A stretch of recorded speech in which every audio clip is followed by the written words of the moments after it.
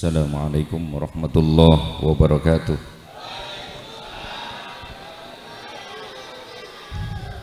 Alhamdulillah nahmaduhu wa nusalli wa nusallimu ala rasulihil karim hamidan wa musalliyan wa musallima hadratil mukarramin wal muhtaramin, para asatid, para orang tua, para tokoh masyarakat, para habaib, Habib Hamid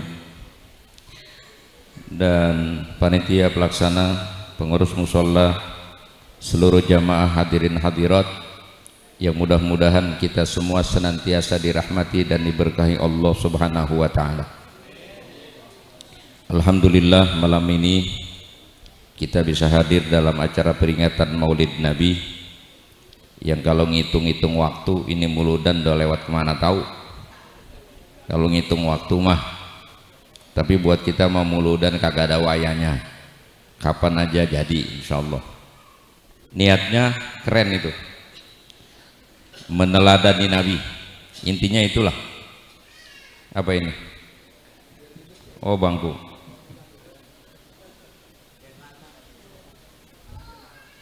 Izin Bib. Meneladani Nabi. Meneladani Nabi itu sebuah keharusan, kewajiban. Tapi jangan berharap bisa sungguh-sungguh meneladani Nabi tanpa punya modal yang cukup. Modal utamanya adalah mengimani beliau dan mencintai Nabi. Gak akan pernah bisa dan tidak akan pernah kita sungguh-sungguh mencintai Nabi, meneladani Nabi tanpa ada unsur cinta kepada Nabi. Maka itu digelar peringatan Maulid di mana-mana adalah satu ikhtiar kita untuk membangun rasa cinta itu kepada Rasulullah Sallallahu Alaihi Wasallam. Karena kekuatan cinta itu dahsyat. Kekuatan cinta itu yang bisa merubah orang lemah menjadi kuat. Orang-orang kecil bisa menjadi besar. Itu karena ada unsur cinta. Ente pernah dengar syairnya Ragio Oma Irama itu? Kalau udah ngomong cinta, gunung tinggikan ku daki, lautan luaskan ku seberangi. Pernah dengar itu? Dahsyat Pak. Orang kalau udah cinta itu nggak kenal dirinya, kagak ngukur kemampuannya.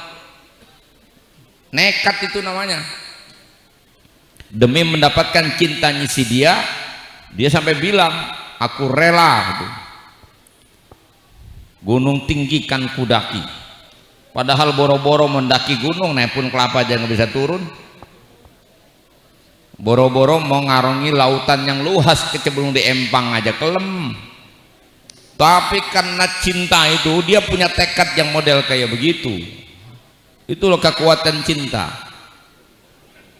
Dan cinta ini nggak ujug-ujug muncul Pak, tanpa kita mengenal siapa sesungguhnya baginda Rasulullah Sallallahu Alaihi Wasallam yang Allah jadikan beliau sebagai top model bagi kita.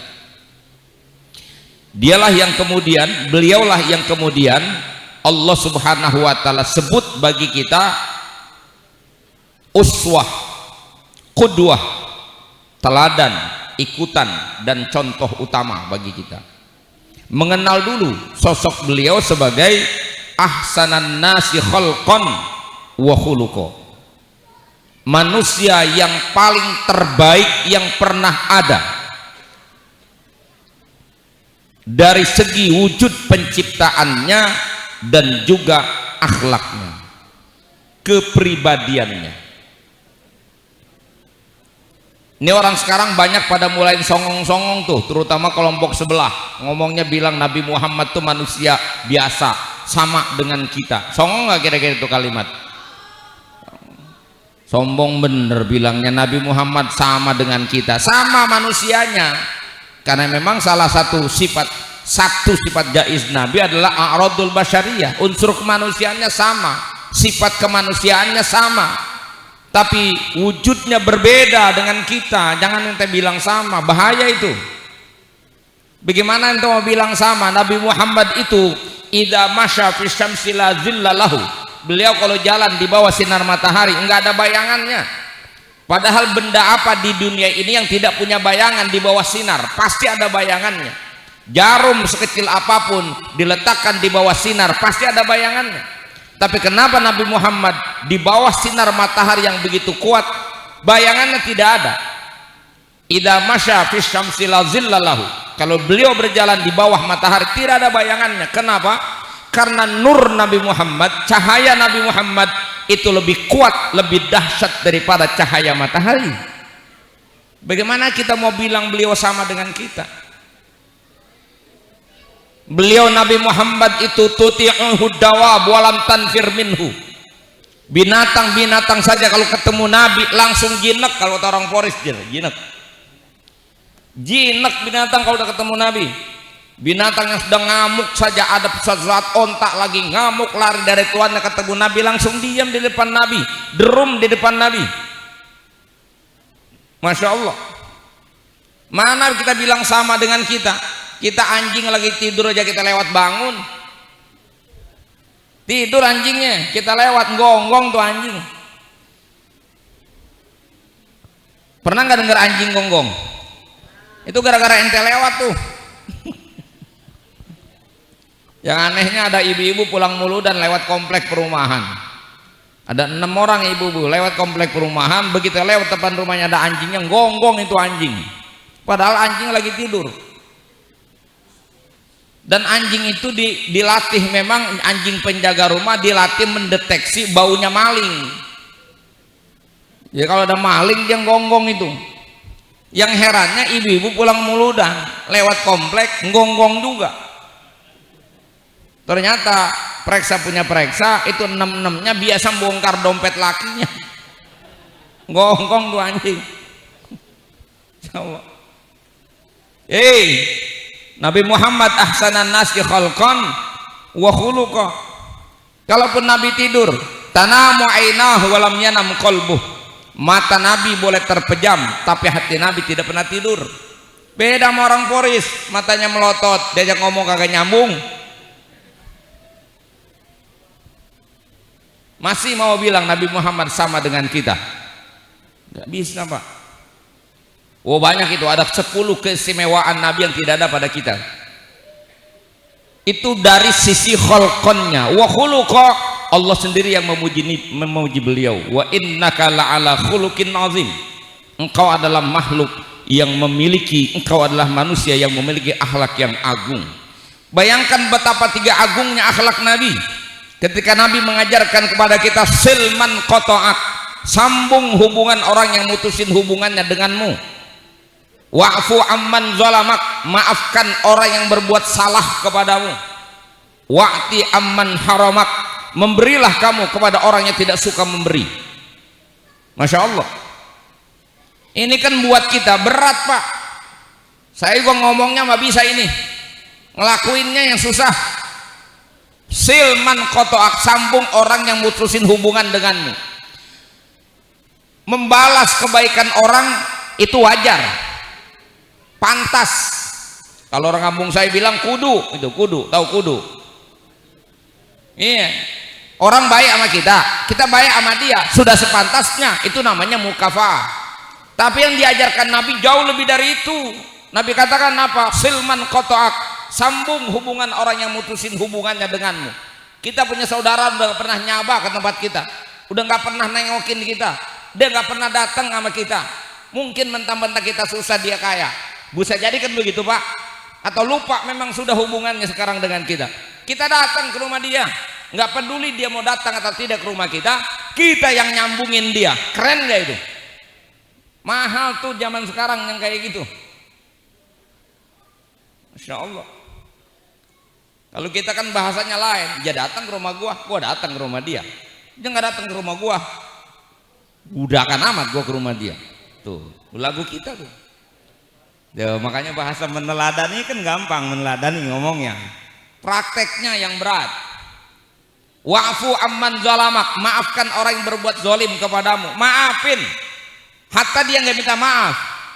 Sebagai muslim yang punya cinta kasih kepada manusia, yang diajarkan oleh Nabi memiliki cinta kasih kepada manusia, apalagi kepada keluarga, teman, tetangga, handai tolan, kerabat dan kawan, kapan mereka bertindak salah sama diri kita, punya kita sikap kasih sayang kita maafkan kesalahan dia.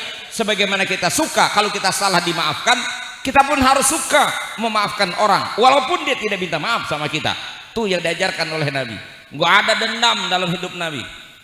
Rasul disakiti kayak apa beliau dalam perjalanan dakwahnya, disakiti sedemikian rupa sampai-sampai ketika Nabi dalam proses futuh Mekah itu, penundukan kembali kota Mekah, setelah terusir dari kota Mekah, Nabi harus meninggalkan Mekah ke Madinah.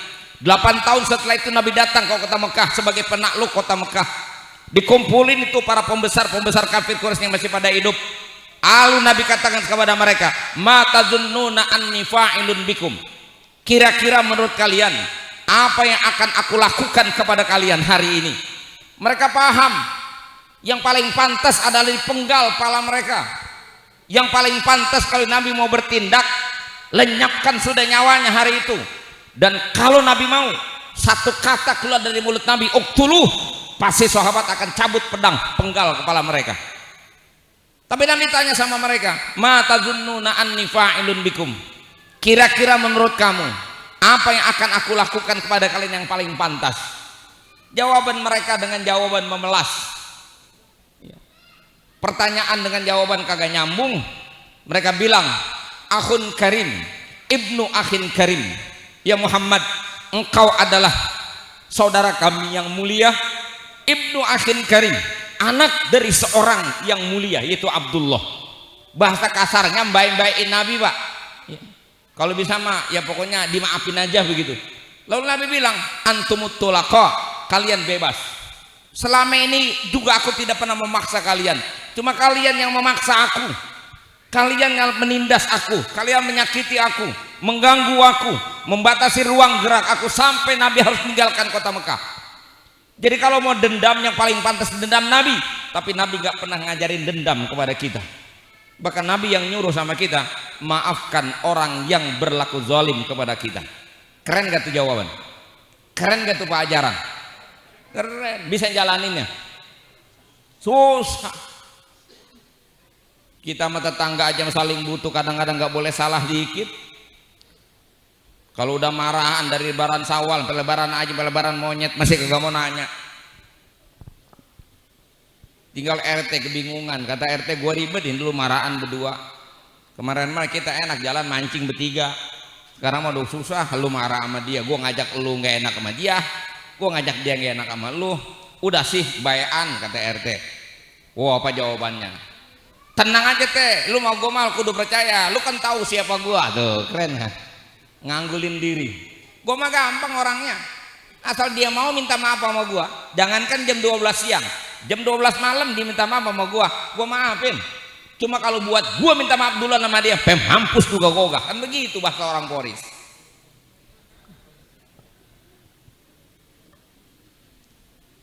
Tuh akhlak Nabi ngajarin sama kita, memaafkan orang yang berlaku salah. Ye, boro-boro sama orang lain, kadang-kadang laki bini aja juga Pak, kalau udah marahan susah. Lakinya gengsi mau negor bini, gengsi, bininya pun mau nanjain laki juga gengsi. Paling juga nunggu golden moment itu, ada momen-momen emas nanti itu. Biasanya kalau udah 3-4 hari masih marahan aja tuh biasanya tak pulang muludan tuh. Pas suaminya mau ke kamar mandi, bininya keluar dari kamar mandi, senggolan, begitu nyengir, masya Allah, dahsyat itu Pak. Itu. Tapi kalau buat minta maaf duluan, dua-duanya pasti mangkreng itu. Susah Pak memaafkan orang. Itulah akhlak yang diajarkan Nabi kita Muhammad Sallallahu Alaihi Wasallam. Itu peradaban yang dibangun oleh Nabi agar hidup kita ini damai. Itu bahasanya tuh, menjaga kerukunan hidup bermasyarakat. Apa modalnya kalau nggak punya tasamuh itu? Kalau nggak punya rasa kasih sayang, nggak bakalan bisa Pak. Ini namanya merawat kerukunan Pak. Makanya dalam Islam hubungan kita, relasi kita, hubungan kemanusiaan kita itu punya istilah sendiri. Ada jargon, ada kalimat yang memang itu kalimat tidak bisa dipakai oleh bangsa lain, oleh umat lain, kecuali umat Islam yang punya. Apa? Silaturrahim.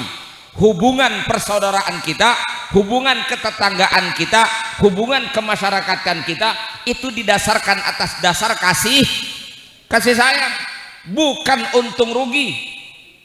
Kalau hubungan yang didasarkan untung rugi itu ajaran orang-orang kapitalis namanya. Dan orang model kayak kita kayak begitu sekarang hubungannya. Bekawan maunya sama yang kaya supaya sering dibagi gitu. Kalau orang susah rada uga deket takut diminta. Begitu kita modelnya. Ini paham gak sih saya ceramah ini robenya pada melotot doang ini. No mak-mak di belakang. Romanya kalau mau orang kaya, saudara amanya kaya, romanya dekat. Kalau saudara yang susah, rada jauh. Ini kan begitu. Mana bener begitu Pak? Itu namanya bukan dasarnya kasih sayang. Kalau kasih sayang, dasarnya cinta itu Pak. Ini mohon maaf ini. Kita kadang-kadang kondangan juga modelnya kayak begitu. Kalau orang kaya yang hajatan, itu ngasih amplopnya seada-adanya. Giliran orang susah ngasih amplop seadanya. Karena perhitungan, kalau orang kaya kita kasih amplop gede, nanti dia bisa mulangin lebih gede, begitu. Giliran orang susah, kata dia percuma gua kasih amplop gede juga nggak bakalan kuat mulangin. Kan parah itu urusan. Makanya di kita ada istilah keutangan. Ada nggak bahasa keutangan di Polris? No si anu no kemarin waktu ngawinin gua datang padahal masa kemarin gua pesta aja kagak datang kan dia keutangan sama gua. Ada begitu, ada. Jelek bener relasi hidup kita tuh Pak. Semua dihitung pakai duit. Standar hubungan adalah standar untung rugi dan diajarkan sama Islam. Yang diajarkan sama Islam hubungan kita dasarnya adalah kasih sayang. Tuhan yang kita imani adalah Tuhan yang sifatnya Rahman dan Rahim, pengasih dan penyayang. Nabi yang kita imani, Nabi Rahmah, Nabi yang sangat penyayang. Ajaran yang dibawa oleh Nabi adalah rahmatan lil alamin, menjadi kebaikan buat seluruh alam. Lalu alasan apa kita mengaku umat Nabi? Kita nggak punya yang namanya kasih sayang. Tuh bahasa meneladani Pak. Nulisnya gampang, prakteknya yang berat. Kalau nanti ditanya kenapa harus ada yang namanya kasih sayang dalam Islam, karena ini tidak bisa dipungkiri semua orang butuh dengan orang lain tanpa kecuali. Maka itu Islam mengharuskan kita menebar kasih sayang. Irhamu man fil ard yarhamkum man fis sama. Sayangi yang ada di bumi, maka yang di langit akan menyayangimu. Ada dua tafsiran. Ada dikatakan yang di langit itu adalah malaikat, ada yang bilang malaikatnya itu Allah, tapi bukan maksudnya Allah ada di langit, bukan. Artinya Allah Subhanahu wa taala akan menyayangi hamba-hamba yang punya rasa kasih sayang. Begitu. Secara logika kenapa kita mesti berkasih sayang? Karena kita nggak ada yang bisa hidup sendirian. Ini lagi begini misah nih, laki-laki perempuan di belakang. Udah kayak masing-masing urusan kita. Padahal siapa yang bisa memungkiri kalau kenyataannya laki-laki butuh perempuan? Emang hidup enak Pak, nggak ada wadon? Biar duit banyak juga Pak, nggak ada wadon mama sepi hidup Pak. Betul. Jadi sampai kapanpun laki-laki pasti butuh perempuan. Makanya pada pada strata berikutnya, pada ajaran prinsip berikutnya, kita nggak boleh menzolimi mereka, ya, karena kita butuh kepada mereka. Begitupun perempuan, nggak bisa seenaknya sama laki-laki, karena betapapun hari ini suara menggelegar dari gerakan feminisme atau gerakan kesetaraan gender, umpama perempuan ingin membalas dendam karena dulu pernah tertindas, hari ini dia ingin menunjukkan taringnya tidak butuh dengan laki-laki. Persetan Pak itu nggak mungkin. Sampai kapanpun, betapapun jayanya kaum perempuan, dia butuh perlindungan dan kasih sayang laki-laki. Itu artinya laki-laki butuh perempuan, perempuan butuh laki-laki. Ini kota apa kampung ini namanya ini? Dibilang kota, kampung, dibilang kampung, kota. Ya memang itu hanya letak geografisnya saja, tapi kenyataannya Pak, orang kampung butuh orang kota butuh orang kampung.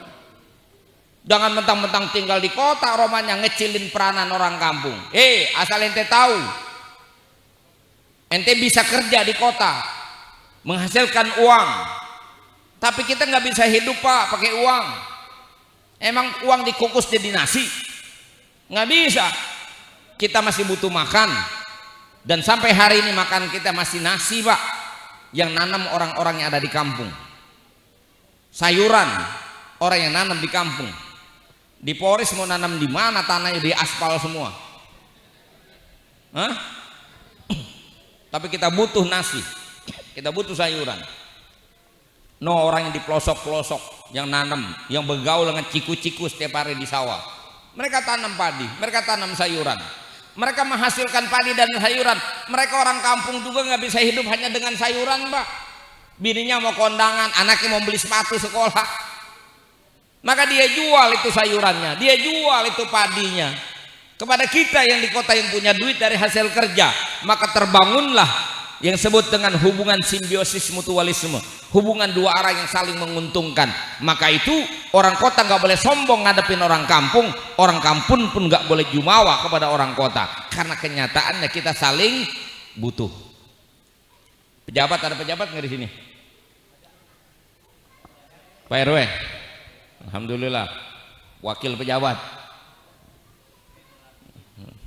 yang biasanya paling babak belur yang di bawah emang Pak. Pak RW betapapun dia punya jabatan paling top di kampung ini, dia butuh sama masyarakat. Pertama, dia diangkat sama masyarakat, betul. Yang kedua, dia jadi RW kan karena ada masyarakat. Coba kalau nggak ada masyarakat, itu jadi RW kebun kosong, ngirikin jangkrik, betul. Iya, artinya kita masyarakat butuh RW, RW juga butuh kita. Kan berarti kita saling membutuhkan. Nggak ada yang boleh saling merendahkan. Masyarakat nggak boleh merendahkan pejabat, pejabat juga nggak boleh meremehkan rakyat. Itu relasi yang dibangun dalam Islam dengan semangat kasih sayang. Orang kaya sama orang miskin, siapa yang butuh? Woi, siapa yang butuh? Kelihatannya kan orang miskin mulu yang butuh orang kaya, karena orang miskin butuh yang gaji. Kalau kerjaan mah Pak banyak, di rumah saya juga banyak kerjaan. Orang Polres kalau nggak punya kerjaan ke rumah saya aja banyak banget kerjaan di rumah, cuman yang gaji kagak ada. Artinya orang miskin butuh orang kaya, betul. Tapi jangan dipungkiri, kalau orang kaya untuk melanjutkan kehidupannya dia butuh orang miskin. Emang dia bikin rumah 2 lantai, dia bisa ngaduk semen sendiri? Yang manggulin batu bata siapa? Kan orang susah. Makanya orang kaya dengan kekayaannya nggak boleh sombong dia, mentang-mentang kaya. Kenapa? Dia bisa menikmati kekayaannya karena masih ada orang miskin yang bisa disuruh-suruh. Maka itu orang kaya nggak boleh sombong kepada orang miskin. Dan yang miskin jangan sewot aja kalau ngeliat orang kaya. Begitu Islam ngajarin. Itu relasinya, dasarnya asal dasar kasih sayang. Orang sakit butuh dokter, orang sakit butuh obat. Itu artinya orang sakit butuh orang sehat, orang sakit butuh dokter, orang sakit butuh tukang obat. Apakah cuma orang sakit yang butuh dokter? Tidak, dokter juga butuh orang sakit. Emang dokter pada punya duit dari mana kalau nggak ada orang sakit? Nggak boleh belagu dia. Suntikannya nggak bakalan kepake, obatnya nggak bakalan kepake dia kalau nggak ada orang sakit. Itu artinya orang sakit butuh dokter, dokter butuh orang sakit. Sampai orang mati sama orang hidup Pak masih saling membutuhkan. Orang mati nggak bisa mandi sendiri, mesti dimandiin. Orang mati nggak bisa baju sendiri, mesti dipakai kafanin. Orang mati nggak bisa gali kubur, mesti digaliin. Orang mati udah digaliin masih nggak bisa masuk, mesti dimasukin. Itu yang mandiin, yang bungkusin, yang nyolatin, yang nganterin, yang galiin kubur, yang nguburin, itu pasti orang hidup. Itu artinya orang mati butuh orang hidup. Tapi apakah hanya orang mati yang butuh orang hidup? Tidak. Orang hidup juga butuh orang mati. Mau contoh? Tukang gali kubur. Tukang gali kubur tuh butuh banget orang mati. Coba kalau nggak ada orang mati, nggak ada kerjaan. Yang kedua, tukang kain kapan di pasar. Coba kalau nggak ada yang mati, kering kembangnya itu. Masya Allah. Kita boleh nangis orang tua kita mati, kita boleh sedih saudara kita wafat. Tapi untuk tukang kain kapan senang. Makin banyak yang mati, mungkin banyak dia, makin senang. Paham? Paham? Coba bayangin Pak, kalau ada orang Islam nih, yang satu dokter, yang satu tukang kain kafan, yang satu tukang gali kubur, jam 3 rutin bangun malam, habis sholat angkat tangan doa, ya Allah tambahkan rizkiku. Yang doa tukang gali kubur Pak, kira-kira maksudnya apa coba? Cuma dia nggak bilang, ya Allah tambahin lagi yang mati rada banyakan dikit gitu. Cuman nggak ngomong doang. Dokter, ya Allah tambahkan rezeki saya. Maksudnya apa? Cuman nggak ngomong doang, banyakin lagi yang sakit. Maka itu Nabi hadir membawa ajaran kepada kita. Apa kata Rasulullah kepada kita? La tahasadu, wala tabagodu, wala tadabaru, wala tajassasu, wala tahassasu, wa kunu ibadallahi ikhwana. Maka itu karena hidup kita saling membutuhkan satu sama lain. Kata Nabi, hei umatku, jangan kalian saling mendengki. La tahasadu, jangan saling mendengki. Tahu dengki? Tahu dengki? Tahu dengki? Apa? Iri. Tahu iri? Apa? Ini ngerti apa kagak sih saya ceramah ini? Saya turun nih ah.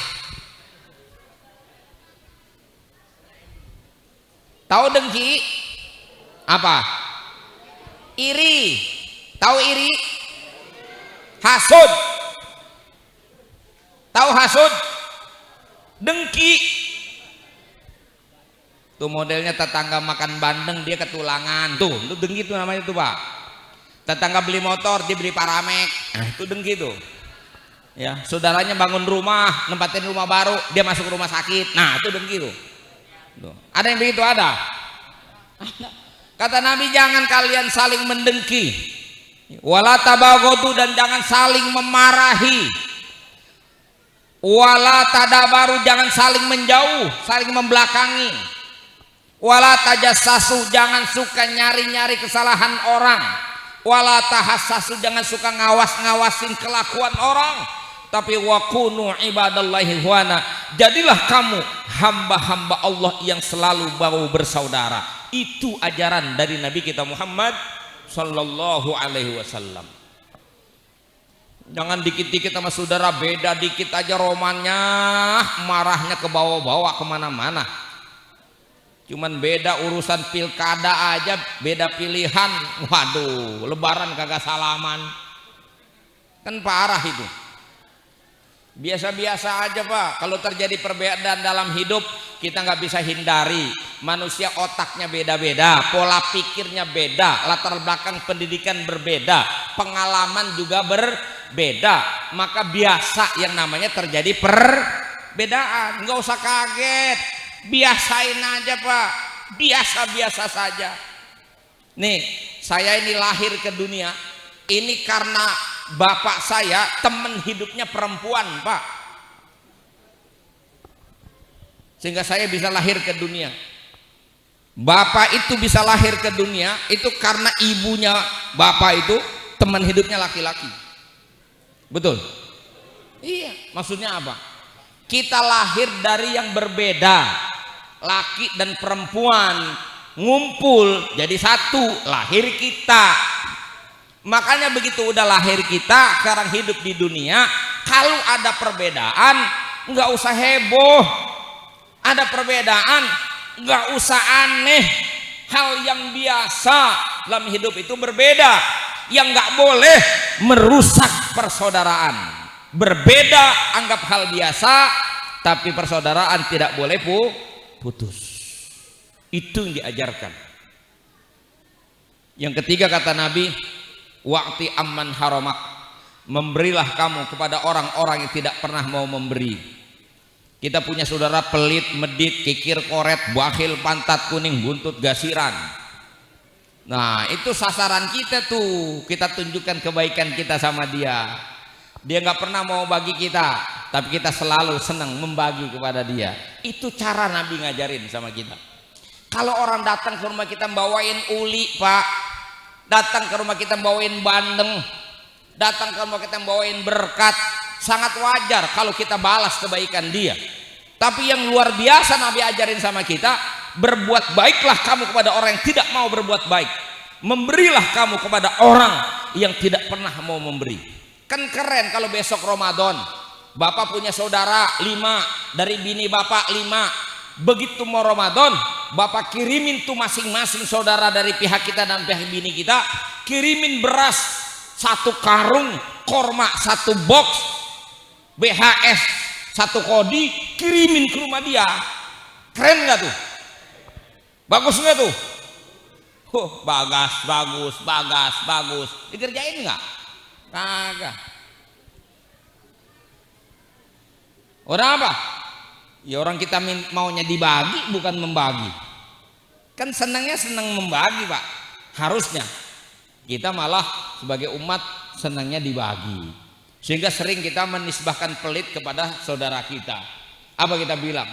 Percuma punya saudara kaya. Mengapa, Bang? Pelit banget tuh.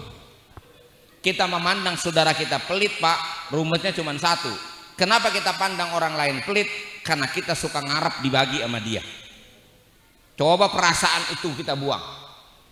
Tuh tiap hari yang lewat mobil di jalanan banyak tuh, Pak. Pernah Bapak katain tuh orang pelit pada lewat? Pernah ngomong begitu? Enggak.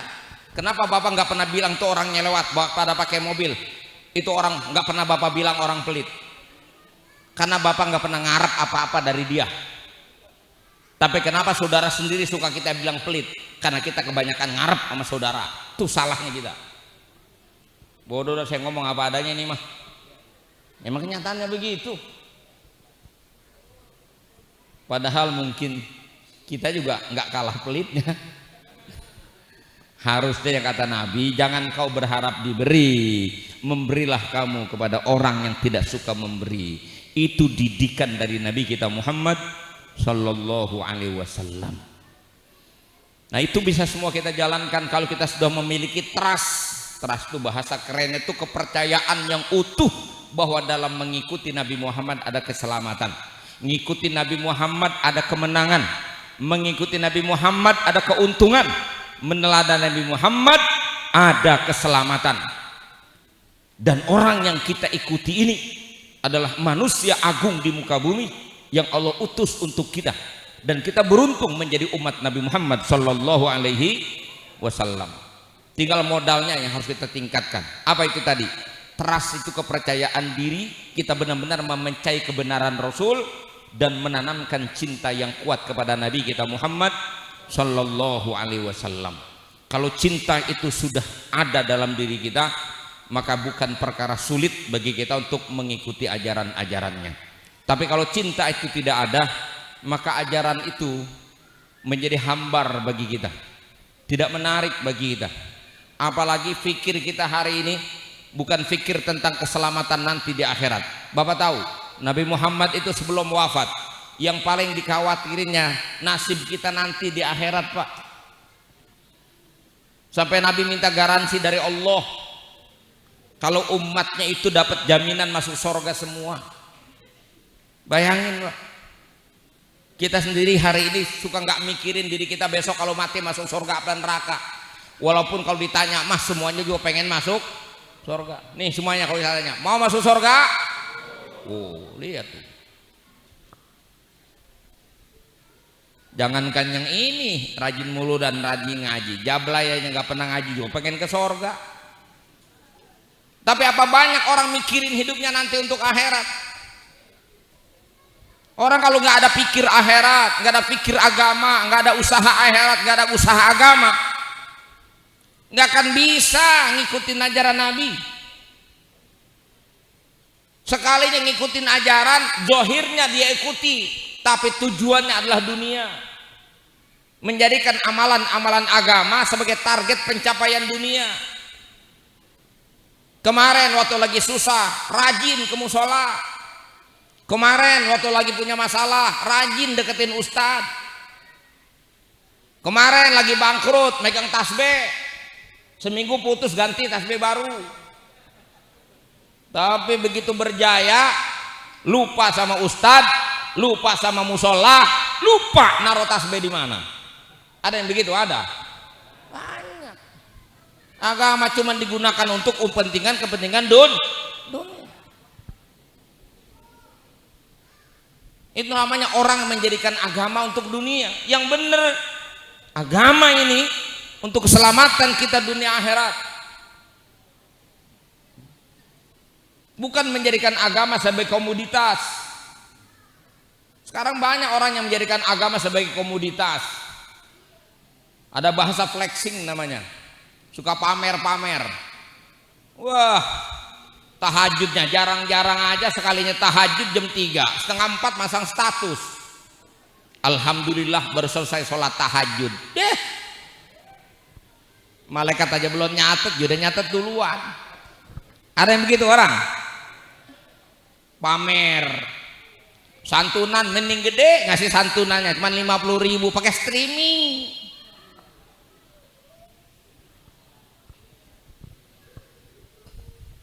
Rame-rame sholat duha supaya rezeki lancar. Kalau bilang supaya rajin ibadah, rajin ngaji, nggak tertarik. Tapi kalau bilang rezekinya lancar, langsung dikerjain. Sebulan kagak berubah nasinya, berhenti duhanya. Itu karena fikir dunia kita yang terlalu kencang, fikir akhirat kita lemah. Makanya sebagai penutup ceramah saya malam ini, main nutup aja udah sejam tuh, nggak berasa ngomong sejam ini. Saya mau tutup aja udah kemalaman. Itu ada dalam kitab kecil, kitabnya nggak usah gede-gede Pak, kita ngajinya tuh dalam kitab Nasuhil Ibad itu diriwayatkan, man kanat niyatuhud dunya, siapa orang yang orientasi hidupnya adalah dunia, yang dia kejar hanya dunia, yang dia cari hanya dunia, yang dia tuju hanya dunia, maka farraqallahu amrah. Yang pertama, Allah akan bikin acak-acakan seluruh urusannya. Karena urusan dunia memang nggak ada beresnya Pak. Mana ada Pak urusan dunia itu beres. Makanya saya mah heran kalau orang diajak ngaji alasnya, gua masih repot, masih sibuk, ntar aja udah pensiun baru mau ngaji. Mampus. Kalau belum mampus belum berhenti Pak. Ya namanya sibuk mas, semua orang sibuk, ibu-ibu sibuk di rumah, bapak-bapak sibuk di tempat kerja, petani sibuk di sawah, karyawan sibuk di pabrik dan di kantor, nelayan sibuk di laut, sopir sibuk di jalanan, pengangguran pun sibuk di tongkrongan. Mana manusia nggak sibuk? Ente mau fokus sama kesibukan kita, sampai kapan habisnya? Nggak ada habisnya Pak. Urusan dunia kita bolak-balik, dibikin pusing ntar lama-lama akhirnya nggak ada yang beres. Emang kapan tuntasnya hidup kita? Nggak ada tuntasnya Pak.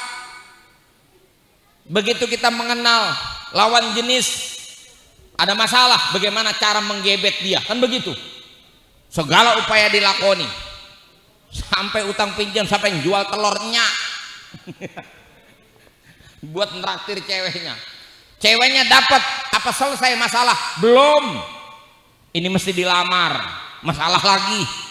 Habis lamar, ilokan diantepin aja, kudu dikawinin. Habis kawin, selesai, kagak. Kudu bikinin rumah. Habis bikin rumah selesai, kagak, penbunting dia. Habis bunting, beranak. Iya, kalau beranaknya lancar 6 juta di bidan beres, udah 3 hari jejeritan aja di bidan keluar kagak, dibawa ke rumah sakit, terpaksa jual motor, baru lunas motornya dijual. Apa selesai masalah? Belum. Kemarin ngasih makan 2 mulut, sekarang udah 3 mulut, ada bayi dirawat tuh bayi, begitu sampai gede dikit, apa selesai urusan kita? Belum. Emaknya bunting lagi, dimasukin sekolah, daftar, ada masalah, mau ujian, ada masalah. Apa selesai? Enggak. Ngawinin, habis ngawinin mikirin nempatin rumah, udah nggak ada rumah, tinggal kontrakan doang. Yang kontrak kita usir, anak kita nempatin. Kontrakan 5 pintu, yang bayar tinggal 4, yang 1 ditempatin anak kita. Anak masih ada 4 di belakang, habis tuh kontrakan. Begitu 5 dikawinin semua udah beres, apa selesai urusan kita? Belum. Masing-masing lahirin cucu, Pak, baru beres kalau udah dijilin mulut kita pakai tanah. Makanya hari ke hari hidupnya penuh dengan masalah. Ini habis muludan, otaknya mikirin apa? Ramadan. Habis Ramadan mikirin apa? Lebaran. Nggak ada habisnya. Dan Allah tidak akan tolong orang-orang yang fikir dan kerjanya kerja dunia saja. Maka dia akan dibikin repot. Yang kedua, kalau orang pikirnya pikir dunia, wa ja'ala faqrahu baina ainaihi, kefakiran ditempelin di biji matanya. Artinya hidupnya dibayang-bayangi oleh ketakutan terhadap kefakiran. Maka orang kaya kadang-kadang pada pelit, emang apa? Karena takut susah. Dan ada lagi yang lebih seru, orang susah takut susah. Padahal tiap hari udah biasa susah. Kalau ditanya lu ngapain? Nggak kenal waktu kalau nyari duit. Wah, jangan sampai ke depan ini takut susah. Padahal udah biasa susah, Pak. Itu dibikin bayang-bayang terhadap kesusahan. Dan yang ketiga, walam ya'tihi minad dunya illa ma kutiba lahu. Dia tidak akan dapat dunia ini kecuali apa yang sudah digariskan saja. Tidak akan dapat yang namanya bonus, tidak akan dapat yang namanya reward, tidak akan dapat yang namanya rizqun mau'ud. Rizki yang Allah janjikan lewat ayatnya, wa may yattaqillah yaj'al lahu makhraja wa yarzuqhu min haitsu la yahtasib. Karena rizqun mau'ud itu hanya diberikan kepada orang-orang yang ahlut taqwa, ahlut tuqa. Sebaliknya, waman kanat niyatuhul akhirah, siapa orang yang orientasi hidupnya adalah akhirat, tujuan hidupnya adalah akhirat, targetnya adalah akhirat, yang diupayakanlah nanti untuk kepentingan akhirat, maka Allah kasih 3. Yang pertama, jamma Allahu syamlah, Allah akan bikin rempuk dia punya urusannya. Masalah-masalah yang dia hadapi, Allah akan senantiasa memberikan pertolongan kepada dia. Karena wa innallaha lama'al muhsinin, wa innallaha, dan sesungguhnya Allah ma'iyah itu kalau dalam prinsip Jalalain itu bin nasri wal aun. Allah akan berikan dia pertolongan, Allah akan berikan dia kemenangan dalam setiap persoalan kehidupannya. Allah akan tolong dia, maka Allah akan beresin urusannya. Ada saja jalan keluar, kemudahan-kemudahan akan dia dapat. Yang kedua, wa ja'ala ginahu fi qalbih, Allah jadikan kekayaan di dalam hatinya. Tenang dia punya hati, jembar dia punya pikiran. Itukah Pak yang namanya kekayaan itu paling mahal di situ? Karena orang punya duit banyak belum tentu hatinya tenang, belum tentu. Orang kaya bisa beli Pak yang namanya spring bed yang mahal, tapi belum tentu tidurnya pules seperti orang susah, belum tentu. Kadang-kadang orang susah ngoroknya lebih kenceng daripada orang kaya. Betul. Iya, orang kaya mah mikirin takut ada maling, orang susah mah kagak kepikiran sama maling, dia mah aman aja tidur dia. Yang penting besok ada sarapan juga beres. Tuh, kaya hatinya lapang. Itu yang Nabi katakan laisal gina an kasratil arad walakinnal gina gina nafs. Kaya itu bukan kaya harta tapi kaya hati, hati yang penuh yakin kepada Allah, hati yang bisa sabar ketika dapat susah, hati yang bisa syukur ketika dapat nikmat. Itu dia hatinya orang beriman. Yang kedua, yang ketiga berarti wa ya'tihi minad dunya wa hiya raghimatun anha. Rizki dunia kalau udah datang kepada dia itu kadang-kadang datangnya maksa. Artinya maksa, yang ada aja belum habis Pak, udah datang lagi rizki baru. Itu keren. Mau nggak begitu? Nah, kan ada orang pendapatannya mah gede, tapi keburu habis belum dapat lagi. Ada yang begitu. Gaji bulanan cukup cuma 20 hari, yang 10 hari utang pinjam, kan melarat namanya. Tapi ahlullah, orang-orang yang pikirnya pikir akhirat, kerjanya kerja akhirat, pikir agama, kerja agama, rizkinya datangnya itu nggak ada putusnya, Pak. Tuh habis tuh amplopnya yang kemarin aja belum buka udah ada datang baru. Saya amplop bulan yang lalu saya pakai juga belum. Sok bener. Udah dari subuh tadi saya jalan, subuh no, amplop saya belum saya hitung-hitung belum sampai sekarang. Yang dari kemarin udah datang lagi, ntar pulang dapat lagi, coba lihat tuh. Wih, masya Allah. Iya Ustaz mah katanya penceramah pindah tempat. Kalau kita Ustaz, wih, yang orang kampung juga sama. Kadang-kadang baru tahlil 3 hari di sini, oh no, udah mati lagi. Coba, beruntun berkat, masya Allah. Belum selesai 7 hari baru 3 hari, udah mati lagi yang sebelah. Yang ono baru 4 hari, yang ini sebelah sini yang tengah mati lagi aja. Nyambung Pak tuh amplop Ustaz. Masya Allah. Yakin nggak? Yakin nggak? Yakin. Yang penting hidup ini orientasinya akhirat. Ini saya ngingetin ibu, bu,